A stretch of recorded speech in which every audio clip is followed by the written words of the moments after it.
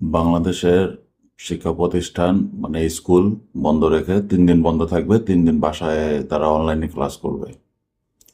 এমনটা করতে বলতেছেন আমাদের শিক্ষামন্ত্রী। আমার মাথায় আসে কেন এটা। আপনারা একটু ব্রেন খাটান। আপনারা একটা কাজ করেন, আপনারা সংসদ অনলাইনে করেন। এই প্রতিদিন যে সংসদ করেন, সপ্তাহে যে কদিন করেন, মাসে যে কদিন করেন, প্রতি মিনিটে লক্ষ টাকা খরচ হয়। প্রতি মিনিটে লক্ষ টাকা খরচ হইতেছে। তা আপনারা সেটা অনলাইনে করেন, ঠিক আছে?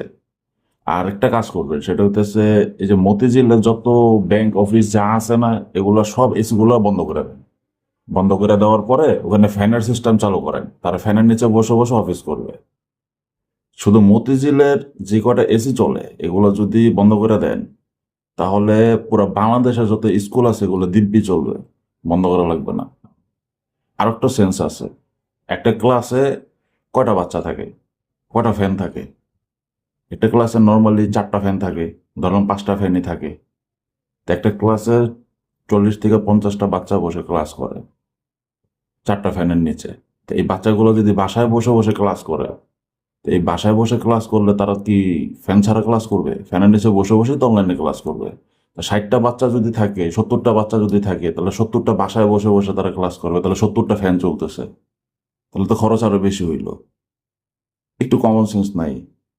কিভাবে চিন্তা করেন? কি বলবো আপনাদের?